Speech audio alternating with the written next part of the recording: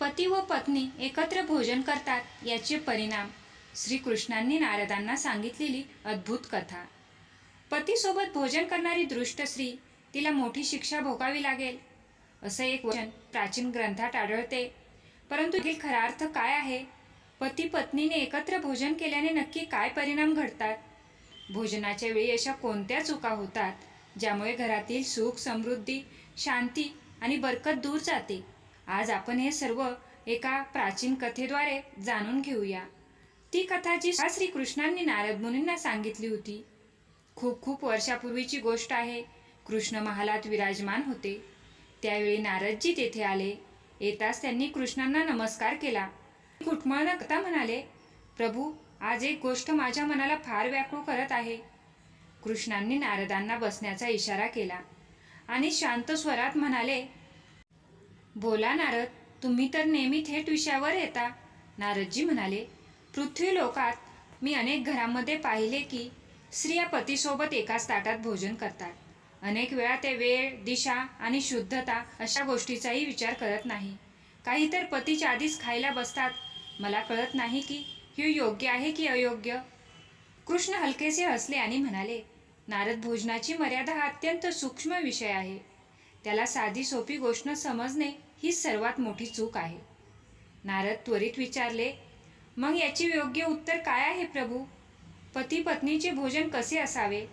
कृष्ण म्हणाले, हे उत्तर सरळ सांगितले तर तुमची जिज्ञासा शांत होणार नाही, कारण यामागे एक खोल अर्थ दडलेला आहे. मी तुम्हाला एक प्राचीन कथा सांगतो. खूप वर्षापूर्वी एका नगरात एक शेठ राहत होता. पण लोक त्याचा आदर त्याच्या धनामुळे नाही तर त्याच्या सौम्य स्वभावामुळे आणि धर्मपरायण जीवनशैलीमुळे करत. तो कधीही कोणावर रागवत नसे. प्रत्येक गोष्ट विचारपूर्वक करत असे. व्यापारात त्याची बुद्धी इतकी स्वच्छ आणि नेमकी होती की लोक त्याला अंतिम मानत असत. त्याची पत्नीही त्याच्यासारखी साधी, विनम्र आणि धर्मनिष्ठ होती. ती रोज ब्रह्ममुहूर्ताला उठत असे. घरभर शांततेचा आणि पावित्र्यतेचे वातावरण निर्माण करत असे. पण या मोठ्या सौभाग्याच्या मध्ये एक कमी होती, संतानाची अभाव. दोघांच्या मनात पुत्रप्राप्तीची इच्छा होती, पण कितीही प्रयत्न केले तरी हे सुख त्यांना मिळत नव्हतं. काळ पुढे सरकत गेला. वर्षावर वर्ष निघून गेली, तरीही संतान सुख दूरच राहिले. लोक म्हणतात की इतकं पुण्य करणाऱ्या दाम्पत्याला जर संतान प्राप्त होत नसेल तर नक्कीच यामागे कुठल्या तरी खोल पूर्वजन्मीच्या कर्माचं रहस्य दडलं असावं. परंतु शेठ आणि त्याची पत्नी कधीही कुणाशी तक्रार करत नसत. ते आपलं कर्तव्य करत राहिले आणि मनोमन विश्वास ठेवत की वेळ आली की भगवान नक्कीच कृपा करतील. शेठजीची पत्नी रोज तुळशीला पाणी अर्पण करी, गरजूंना अन्नदान करी आणि नित्यनेमाने ईश्वराची भक्ती करत राहिली. घरात आलेल्या अतिथींचे ती नेहमी आदरातिथ्याने स्वागत करत असे आणि कोणतेही काम ती शुद्धता व नियम पाळूनच करत असे. शेठही प्रत्येक निर्णय घेण्यापूर्वी धर्म ध्यानात ठेवत असे. व्यापाराचा प्रसंग असो वा एखाद्या गरीबाला मदत करण्याचा, तो नेहमी नीतीचा आधार घेत असे. दोघेही आपले जीवन ईश्वराला समर्पित मानून सतत पुढे जात होते. हळूहळू नगरात त्यांच्या नावाची प्रतिष्ठा वाढू लागली, कारण लोक त्यांच्या घराला आदर्श गृहजीवनाचे उदाहरण मानत होते. एके दिवशी पत्नीच्या मनात विचार आला की कदाचित भगवान माझी परीक्षा घेत आहेत, म्हणून मला अधिक नियमपूर्वक आणि निष्ठेने जीवन जगायला हवे. भगवान विष्णू त्यांच्या या तपस्येने आणि धर्मपालनाने प्रसन्न झाले आणि त्यांना संतान प्राप्तीचा आशीर्वाद देण्याचे ठरवले. एक शुभ दिवस त्यांच्या घरी पुत्राचा जन्म झाला आणि संपूर्ण नगर आनंदाने भरून गेलं. ज्या घरात वर्षानुवर्षे एक शून्यता होती, ते घर क्षणात उत्साह आणि उत्साहाने भरून गेले. शेठाची पत्नी पुत्राला पाहताच डोळ्यात अश्रू आले, पण ते अश्रू दुःखाचे नव्हते तर त्या पूर्णत्वाचे होते, ज्याची वाट तिने अनेक वर्ष शांतपणे पाहिली होती. शेठनेही आपल्या पुत्राचा जन्म हा ईश्वराचीच कृपा मानला आणि पहिल्याच दिवसापासून त्याने ठरवले की तो आपल्या मुलाला असा संस्कारी आणि विवेकी घडविल की पुढे जाऊन तो समाजासाठी एक आदर्श बनेल. मुलगा मोठा झाला. त्याची बुद्धी तीक्ष्ण होती आणि त्याच्या स्वभावात आईवडिलांची स्पष्ट झलक दिसत होती. मुलगा 7 वर्षाचा होताच शेठने ठरवले की त्याला योग्य शिक्षणासाठी आश्रमात पाठवावे. जेणेकरून तो शास्त्र, नीती, विनम्रता आणि व्यवहार याचे उत्तम धडे शिकू शकेल. म्हणूनच शेठने आपल्या मुलाला गुरुकुलात पाठवले. तेथे राहून शेठचा मुलगा मन लावून शिक्षण घेऊ लागला. काही वर्षाच्या शिक्षणानंतर तो तेजस्वी युवक बनून घरी परतला. त्याच्या चेहऱ्यावर तेज होते, आवाज स्थिर आणि बोलण्यात स्पष्टता होती. पिता त्याला पाहून गर्वाने भरून गेले आणि आईने त्याला मिठी मारत आपल्या तपस्येचे फळ अनुभवले. त्यांच्या परतण्याच्या काही काळानंतरच शेठने त्याच्या विवाहाचा विचार केला आणि एक सुशील, संस्कारी कुलातील मुलीची निवड केली. नगरभर लग्नाची चर्चा पसरली होती आणि विवाह मोठ्या थाटामाटात संपन्न झाला. नववधू घरी आली. घरच्यांनी तिला सन्मानाने स्वीकार केलं आणि गृहस्थ जीवनाच्या जबाबदाऱ्या हाती सोपवल्या. नववधू घरात आल्यावर काही दिवस घरातील वातावरण हलके फुलके सुखद होते. सासूने तिला प्रत्येक गोष्ट हळूहळू शिकवायला सुरुवात केली आणि सूनसुद्धा होकार देत सर्व समजून घेत होती. पण विवाहाचे सुरुवातीचे दिवस सरताच तिचा खरा स्वभाव दिसू लागला. घरात नियमशिस्तीला ती फारसे महत्त्व देत नव्हती. सकाळी उठण्याची तिची वेळ अनियमित झाली. या घरात मात्र ब्रह्ममुहूर्ताला मोठे स्थान. सासू तिला समजवायची की हा वेळ देवतांचा असतो आणि यावेळी उठल्याने मन, शरीर आणि घर तिन्ही ठिकाणी शांती नांदते. पण सुनेला हे सगळं आधुनिकतेच्या दृष्टीने निरर्थक बंधन वाटायचं. तिला वाटायचं की मन झालं की उठलेलं चालतं. हळूहळू तिच्या सवयी बदलू लागल्या आणि त्याचबरोबरच घराची दिनचर्या देखील ढासळू लागली. अडचण तेव्हा अधिक वाढली जेव्हा जेवणाच्या शुद्धतेचा विषय पुढे आला. कधी कधी ती सरळ आपल्या खोलीतून स्वयंपाकघरात जात असे, तेही हात तोंड न धुता. कधीही कोणत्याही दिशेला बसून जेवायला सुरुवात करीत असे. सासूबाईंनी तिला अनेक वेळा समजाविले की भोजन करताना पूर्व किंवा उत्तर दिशेकडे तोंड करून बसावे, कारण त्यामुळे शरीर आणि मन दोन्ही संतुलित राहतात. त्यांनी हेही सांगितले की जेवण सुरू करण्यापूर्वी अन्नपूर्णा मातेला धन्यवाद द्यावा आणि भुकेल्या जीवांच्या कल्याणासाठी प्रार्थना करावी. यामुळे घरातील संपन्नता वाढते. पण सून ह्या गोष्टी दुर्लक्षित करीत असे. हळूहळू तिची आणखी एक सवय समोर आली, ज्यामुळे सासूबाई चिंतेत पडल्या. ती अनेकदा आपल्या पतीसोबत एकाच ताटात बसून जेवू लागली. कधी तर ती नवऱ्यापूर्वीच जेवायला सुरुवात करत असे. सासूबाईंनी तिला प्रेमाने सांगितले की एकाच ताटात जेवणे हे शास्त्रानुसार उचित मानले जात नाही आणि त्यामुळे गृहस्थ जीवनातील संतुलन बिघडू शकते. तसेच पतीच्या अगोदर जेवण करणेही अशुभ मानले जाते, कारण यामुळे घरातील लक्ष्मीची कृपा कमी होते. सासूने तिला प्रेमाने समजावले की एकाच ताटात जेवणे शास्त्रीय दृष्टिकोनातून योग्य मानले जात नाही आणि त्यामुळे गृहस्थ जीवनातील संतुलन बिघडते. पतीपूर्वी भोजन करणेही अशुभ मानले जाते, कारण त्याने घरातील लक्ष्मी कमजोर होते, असेही त्यांनी सांगितले. पण सून या सर्व गोष्टींना जुन्या काळाची विचारसरणी म्हणत दुर्लक्ष करत राहिली. वेळ जसजसा जात होता तसतसा सुनेच्या चुका वाढतच चालल्या होत्या. दरम्यान कुटुंबातील लोकांच्या मनात मात्र आतून आतून चिंता वाढू लागली. शेठचा मुलगाही अनेकदा तिला समजावून सांगायचा की आई सांगते आहे म्हणजे त्याला काही अर्थ असेल. पण सून ते सासूची जुनी सवय समजून दुर्लक्ष करत राहिली. हळूहळू मुलगाही द्विधा मनस्थितीत पडला. एकीकडे आईची चिंता आणि दुसरीकडे पत्नीची नाराजी. हळूहळू घरातील शांती डळमळू लागली. त्या घरात पूर्वी सकाळी तुळशीच्या चौथऱ्याजवळच्या घंटीचा मधुर नाद घुमायचा, तेथे आता सुनेच्या उदासीनतेमुळे एक विचित्र शांतता पसरू लागली. घरातील नकारात्मक ऊर्जा हळूहळू कमी होत गेली. काहीच दिवसात याचा परिणाम व्यापारावरही दिसू लागला. शेठचे काम जे पूर्वी कोणत्याही अडथळ्याशिवाय चालायचे, आता अडचणींनी भरू लागले. विनाकारण कामे बिघडू लागली. नफा मिळायचा तिथे आता तोटा दिसू लागला. शेठला कळेना की असे काय झाले की नशिबाचा कल अचानक बदलून गेला. हळूहळू तो तणावग्रस्त राहू लागला आणि त्याची चिंता मुलगाही अनुभवू लागला. परंतु कुटुंबातील कोणीही हे सांगू इच्छित नव्हते की घरातील ऊर्जा कमकुवत होत चाललेली आहे. हळूहळू घरात कलह वाढू लागला. सून चिडचिडी होऊ लागली. मुलगा आणि सुनेमध्ये भांडण वाढू लागली आणि घरचं वातावरण पूर्णपणे बदलून गेलं. सासूने अनेक वेळा सुनेला समजवण्याचा प्रयत्न केला, पण प्रत्येक वेळी तेच उत्तर मिळत असे, मला अशा गोष्टींवर विश्वास नाही. सुनेला वाटत होतं की तिचं आयुष्य तिच्या मर्जीप्रमाणेच चाललं पाहिजे. मग घरच्या परंपरा कितीही जुन्या असोत, घरातील बदल इतके शांतपणे झाले की सुरुवातीला कोणालाही त्याचा परिणाम किती खोलवर जाणार आहे हे लक्षातच आलं नाही. पण काहीच महिन्यात घराचं वातावरण पूर्णपणे बदललं. रोज सकाळी दुकानावर जात, पण जातानाच त्याच्या चेहऱ्यावर चिंतेच्या रेषा दिवसेंदिवस गडद होत गेल्या. एका संध्याकाळी ते जोड पावलांनी घरी आला तेव्हा पत्नीने विचारलं, आजही काम जमलं नाही का? शेठ थकलेल्या स्वरात म्हणाले, काय होतंय कळतच नाही. जे व्यवहार हातात येतात तेही वळून जातात.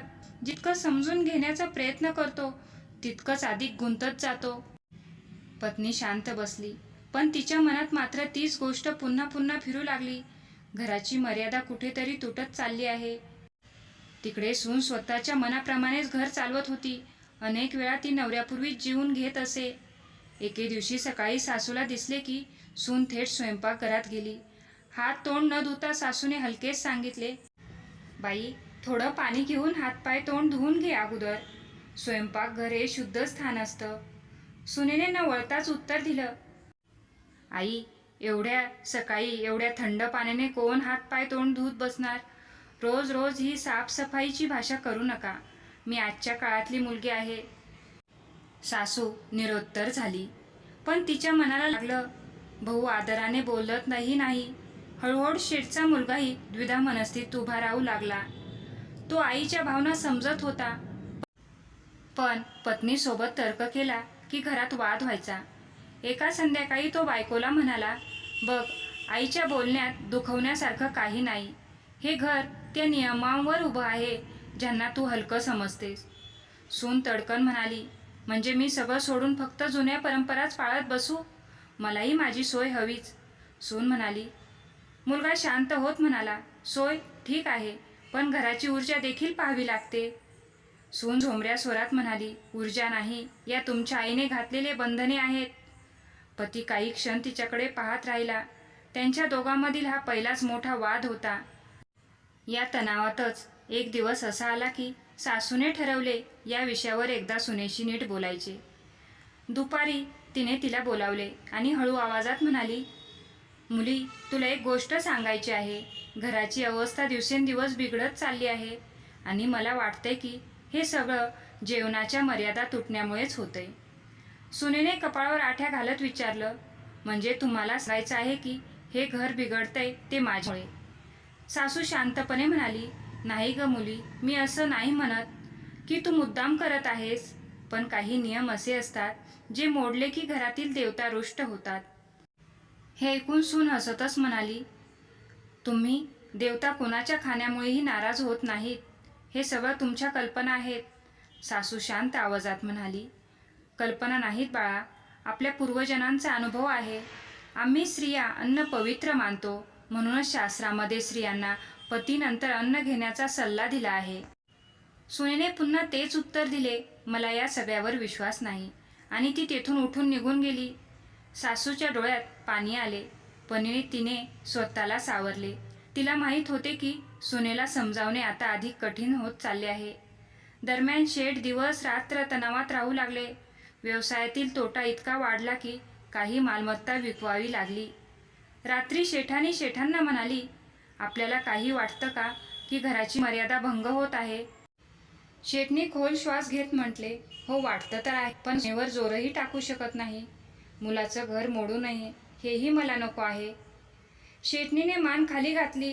हळूहळू संकट इतकं वाढलं की घरातील शांतता संपून गेली. मुलगा आणि सून त्यांना लागली. सुनेचा हट्ट दररोज तीव्र होऊ लागला. एका संध्याकाळी जेव्हा सून पुन्हा नवऱ्यापूर्वी जेवायला बसली तेव्हा मुली एकदा त्याला बोलावून घे. तेव्हा सून उलटून मोठ्या आवाजात म्हणाली, आई, मी लहान बाळ नाही की प्रत्येक गोष्टीवर टोकाटिप्पणी सहन करीन. त्या आवाजाने संपूर्ण घर दणाणून गेलं. नवरा रागाने खोलीतून बाहेर आला आणि ओरडला, बस, खूप झालं. माझ्या आईचा असा अपमान मी सहन करणार नाही. सूनही तावातावाने म्हणाली, तर मग तुम्हीही तुमच्या आईचाच मुलगा राहा, मी माझ्या पद्धतीनेच होणार. गोष्ट एवढी वाढली की मुलगा संतापून म्हणाला, जर इतकाच त्रास होत असेल तर आजपासून या घरात राहू नकोस. आणि त्याने रागाच्या भरात सुनेला ढकलून बाहेर काढलं. तो क्षण असा होता की जिथे घरातील सगळे आनंदाच्या मर्यादा आणि अपेक्षांच्या तारा एकदम तुटून विखरल्या. सूनही न विचार करता अंधाऱ्या रस्त्यावर निघून गेली. रात्र झाली होती. आकाशात काळे ढग दाटून आले होते. रस्त्यावर दूरपर्यंत कोणी नव्हतं. फक्त वाऱ्यांचा आवाज आणि सुनेंच्या पावलांची प्रतिध्वनी. चालत चालत ती स्वतःशीच बोलू लागली, शेवटी माझी चूक नेमकी होती तरी काय? फक्त एवढंच का की माझ्या मनासारखं जगावं असं वाटत होतं. थोडं सुख, थोडी हवी असणं हा एवढा मोठा गुन्हा होता का? तिच्या मनात वेदना होती, पण हट्ट अजूनही शाबूत होता. ती पुढे चालतच राही. गाव मागे पडलं. रस्ता हळूहळू जंगलाकडे वळू लागला. पण तिला काही फरक पडत नव्हता. तिच्या मनात एकच विचार फिरत होता, जर माझ्यासाठी कुणी नाही तर मला देखील कुणाची गरज नाही. जंगलात पोहोचताच हवा अजून दाट झाली. तेवढ्यात झुडपांमध्ये खसखसाट झाला. ती दचकल्यागत मागे सरकली आणि घाबरलेल्या आवाजात म्हणाली, कोण आहे तिथे? हृदयाची धडधड इतकी वाढली की जणू छाती फोडून बाहेर येईल. अचानक झुडपातून एक आकृती बाहेर आली. समोर माणूस नव्हताच तर एक सुहागिनीसारखी दिसणारी मादी उभी होती. ती मादी डुक्कर साधीसुधी नव्हती. तिच्या डोळ्यात एक वेगळीच करुणा होती. जणू तिला सगळं दुःख, सगळ्या वेदना कळत होत्या. तो प्राणी हळूहळू पुढे आली. सुनेने थरथरत्या आवाजात विचारले, तू तू माझं बोलणं समजते आहेस का? त्या प्राण्याने एक कोमलसा आवाज काढला आणि म्हणाली, हो सांग, मी तुझं बोलणं समजते आहे. इतकं ऐकताच सून त्या रात्री पहिल्यांदाच कोणासमोर तरी आपलं मन मोकळं करून रडू लागली. दुःख भरतल्या स्वरात म्हणाली, मला घरातून हाकलून दिलं आणि कदाचित मी त्याचीच पात्र होते. मी घरची मर्यादा पाळू शकले नाही. सासूबाई वारंवार समजावत होत्या, पण मला वाटलं मी सगळ्यात जास्त जाणते. आणि आता पहा, माझं घर, माझं कुटुंब, माझं आयुष्य सगळं तुटून गेलं. हे ऐकून मादी डुकराने हळूच मान खाली घातली. नंतर वर पाहिलं. काही तिला स्वतःच्या गतजन्माची वेदना आठवत होती. सून घाबरून म्हणाली, तू कोण आहेस? त्या क्षणी ती मादी शांतपणे म्हणाली, मीही तरी एक राणी होते. खूप वर्षापूर्वी एक मोठ्या राजाची राणी. नाव होते सुलोचना. राजा माझ्यावर फार प्रेम करत होते. लोक मला सन्मान देत आणि माझ्याकडे सर्व सुखी होता. मी माझ्या हट्टाची गुलाम होते. मनात येईल तोच मार्ग धरत असे. कोणताच नियम, कोणतीच मर्यादा, कोणतीच परंपरा मला करत नव्हती. सुलोचना पुढे म्हणाली, माझ्या राजमहालात भोजनाची मर्यादा अतिशय महत्त्वाची मानली जायची. स्वयंपाकघरातून थाळीपर्यंत प्रत्येक गोष्टीचा एक नियम होता. पण मला हे सगळं फक्त जुन्या समजुती वाटायच्या. मी नेहमी राजांसोबत भांडण करायची. अनेक वेळा उरलेले अन्न त्यांच्या थाळीत परत ठेवायची. अन्नदेवतेचा अपमान किती मोठे पाप असते याची मला कल्पनाच नव्हती. सुलोचनाचा आवाज भारी झाला आणि ती पुढे म्हणाली, अन्नदेवता रागावल्या, पण त्याहून मोठी गोष्ट म्हणजे मी कोणाचंही म्हणजे ऐकत नव्हते. माझ्या सासूबाई अत्यंत धर्मपारायण होत्या. त्या मला रोज समजवायच्या की भोजनाच्या परंपरा घराला आधार देतात. पण मी त्यांच्या नेहमीच उपहास करायचे. म्हणायचे, हे सगळं तुमच्या काळातलं. त्यांना दुःख व्हायचं, पण तरी त्या प्रेमाने समजावत राहिल्या. सुलोचना पुढे म्हणाली, एक दिवस माझी अवज्ञा मर्यादेपलीकडे गेली. मी राजांच्या थाळीत उरलेले अन्न ठेवले. आमच्या राज्यात हे अत्यंत अशुभ मानले जायचे. राजाने काहीच बोलले नाही, पण अन्नदेव मात्र अत्यंत रागावले. त्या रात्री जेवणानंतर मी झोपले तेव्हा मला एक स्वप्न पडले. ते स्वप्न नव्हते, तो जणू दंडच होता. हे ऐकून सून थरथरली. तिचे डोळे विचारले. ती घाबरलेल्या आवाजात म्हणाली, काय दिसलं स्वप्नात? सुलोचनेने उत्तर दिलं, मी पाहिले की संपूर्ण महाल अंधारात बुडाला आहे. स्वयंपाकघरातील अग्नी विझली आहे.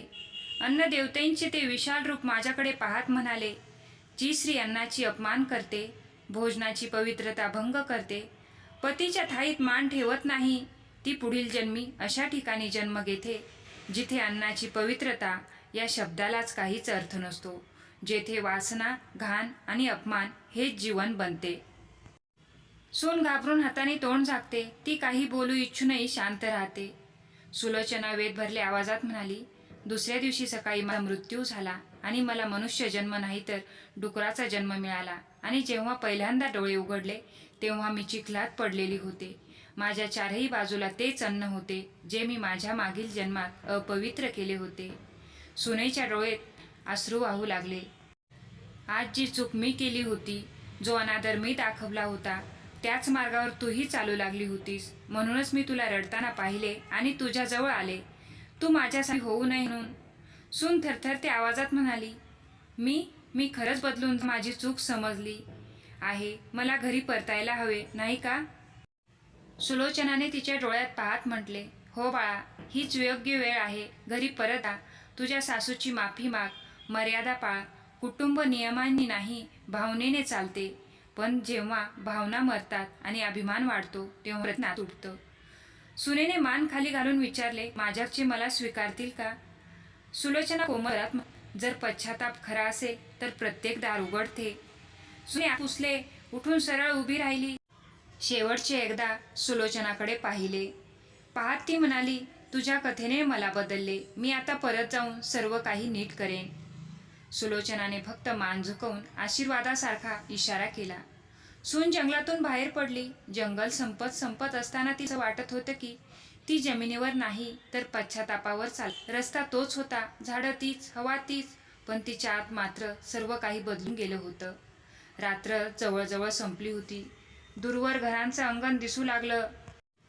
घरातील मशाली मंद ज्योतीने पेटत होत्या. जणू पूर्व थकून गेलं होतं. दरवाजासमोर उभी सुनेने एक दीर्घ श्वास घेतला आणि थरथरत्या आवाजात हाताने दारावर टकटक केली. थोड्या वेळाने आतून शेठानीचा आवाज आला, कोण आहे? सुनेचा घसा कोरडा पडला होता. ती कसनूच्या आवाजात म्हणाली, मी आहे तुमची सून. शेठानी सुनेजवळ आली. त्यांच्या चेहऱ्यावर थकवा, दुःख आणि दिसत होती. त्यांनी सुनेला डोक्यापासून पायापर्यंत पाहिलं आणि थंड आवाजात विचारलं, इथे कशी आलीस? घरातून तर निघून गेली होतीस ना? सुनेनं पापण्या खाली झुकवल्या. माझ्याकडून चूक झाली, खूप मोठी चूक. आता मला सगळं समजलं आहे. तुम्ही सांगत होता तेच खरं होतं. शेठानी काही क्षण शांत राहिल्या. मग अत्यंत स्थिर आवाजात म्हणाल्या, समजणं सोपं असतं, निभावणं कठीण. तू आमच्या नियमांचा विनोद केला होता. इतकं ऐकून सुनताई, पण आता खरंच बदलण्यासाठी आली होती. यावेळी मी फक्त ऐकायला आले आहे, समजून घ्यायला आले आहे, शिकायला आले आहे. शेठानी दचकून मागे सरल्या. हीच ती सून होती जी प्रत्येक गोष्टीवर तर्क करायची, प्रत्येक नियमाला आव्हान द्यायची. त्या हलक्या चकित स्वरात म्हणाल्या, हा बदललेला स्वर कसा काय? सून थकलेल्या आवाजात म्हणाली, आज मी एखाद्या अशा व्यक्तीचं दुःख पाहिलं जिने माझ्यासारखी चूक तिच्या आयुष्यात केली होती. आणि ते दुःख इतकं खोल होतं की तिची गोष्ट ऐकून मन हललं. शेठानीच्या भवाया उंचवल्या. कोण होती? सून मंद आवाजात म्हणाली, एक स्त्री जिला आज डुकराचा जन्म मिळाला आहे. फक्त म्हणून की तिने अन्नाची पवित्रता तोडली होती, मर्यादा मोडली होती आणि नात्यांचा आदर ठेवला नव्हता. काही क्षण वातावरण अत्यंत शांत झालं. तेवढ्यात आतून शेठ बाहेर आले आणि खरंच परत का आलीस? आमच्या मुलाला तू दुःख दिलंस, घराचा नियम बिघडवला आणि आता रात्रीच्या शांतीत परत आली. सून रडत म्हणाली, कारण आता मी पळून जायचं नाही तर ठरवले आहे. मी चुकीची होते. माझ्या अभिमानाने मला आंधळं केलं होतं. जर आजही तुम्ही सांगितलं तर मी आत्ता ह्या क्षणी परत जाईन. पण आधी माझं म्हणणं एकदा ऐकून घ्या. शानीने शेठाला हळू आवाजात म्हटलं, ऐकून घेऊया. मुलगी मोडलेली वाटतीये, कदालेली असेल. शेठ म्हणाले, ठीक आहे बोल, पण लक्षात ठेव, सैकणं आमच्यासाठी सोपं नसेल. मला आता कळलं आहे की घराची मर्यादा म्हणजे केवळ नियम नाही, ती आपल्या घराची सुरक्षा आहे. मी समजत होते की या परंपरा जुन्या आहेत, पण आज समजलं की ह्याच परंपरा घराला जोडून ठेवतात. शेठानी गंभीर आवाजात विचारलं, मग आता तुला काय हवं आहे? सुने मान खाली घातली. फक्त एक संधी, ज्यामुळे मी माझी चूक सुधारू शकेन आणि तुम्हाला हवी तशी सून होऊ शकेन. शेठानींच्या डोळ्यात मुदुता आली. त्या म्हणाल्या, संधी प्रत्येकाला मिळते, पण खऱ्या मनाने परत येणारे फारच थोडे असतात. जर तुझं मन खरंच बदललं असेल तर उठ आणि आत ये. त्यानंतर काळ जसजसा पुढे सरकत गेला, घराचं वातावरणही बदलू लागलं. सुरुवातीला ज्यांच्या घरात तणाव, क्लेश आणि एक विचित्र अशी घुसमट होती, तेच घर आता हळूहळू शांत होऊ लागलं. सकाळी लवकर उठून ती आधी स्नान करीत असे. त्यानंतर ती स्वयंपाकघरात प्रवेश करताना मनोमन अन्नपूर्णा मातेला स्मरण करीत असे. आई, माझ्या हातून असे भोजन तयार होऊ दे की ज्यामुळे परिवारांच्या मनात प्रेम वाढेल आणि घरात पुन्हा समृद्धी परत येईल. आता ती सर्वप्रथम 3 पोळ्या वेगळ्या काढून ठेवत असे, एक गायीसाठी, एक कुत्र्यासाठी आणि एक कावळ्यासाठी. अग्निदेवांना नैवेद्य दाखवल्याशिवाय ती कोणालाही भोजन देत नसे. घरातील सर्व सदस्यांनी एकत्र बसून भोजन करणे हे आता तिने नक्की केलेले नियम होते. यानंतर श्रीकृष्णांनी नारदजींना भोजनाचे काही नियम सांगतात. जेव्हा मनुष्य भोजन करण्यापूर्वी हात, पाय आणि मुख धुतो तेव्हा तो फक्त शरीराची शुद्धी करत नाही, यामुळे घरातील सूक्ष्म ऊर्जा मार्ग उघडतात, ज्यामुळे पचन आणि अन्नाचे पोषण अधिक चांगले होते. भोजन ग्रहण पूर्वीची शुद्धता मन शांत करते आणि देवतांची कृपा प्राप्त होते. नारद, भोजन म्हणजे फक्त अन्न नव्हे, त्यात स्वयंपाक करणाऱ्याचे भावही मिसळलेले असतात. स्वयंपाक करणारा जेव्हा शुद्ध मनाने मंत्रस्मरण करत रसोईत प्रवेश करतो तेव्हा ते भोजन प्रसाद बनते. या प्रसादामुळे घरातील प्रत्येकाच्या मनात स्थिरता, शांतता आणि प्रसन्नता निर्माण होते. तसेच पुढे कृष्ण म्हणाले, भोजन केल्यास शरीरातील प्राणशक्ती संतुलित राहते. हे सूर्य आणि पृथ्वीच्या नैसर्गिक ऊर्जेशी मानवी प्राणांचा संगम आहे. तसेच भोजन करण्याची योग्य यावेळी जठराग्नी सर्वाधिक प्रबळ असते. वेळेवर भोजन केल्याने आरोग्य आणि ऊर्जा दोन्ही वाढतात. कृष्ण शांत स्वरात म्हणाले, नारद, पती पत्नीचा संबंध हा फक्त शरीराचा नव्हे तर ऊर्जाचा मिलाप आहे. दोघांनी एकाच ताटातून भोजन केल्यास त्यांच्या ऊर्जाची गाठ उलसते, संतुलन बिघडते.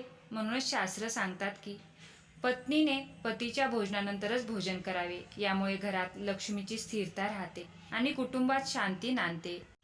नारदजी आदरपूर्वक मस्तक झुकवले. प्रभू, आज आपण भोजनाचे रहस्यच उलगडून सांगितले. आता समजले की का म्हणतात भोजनाच देवता आहे.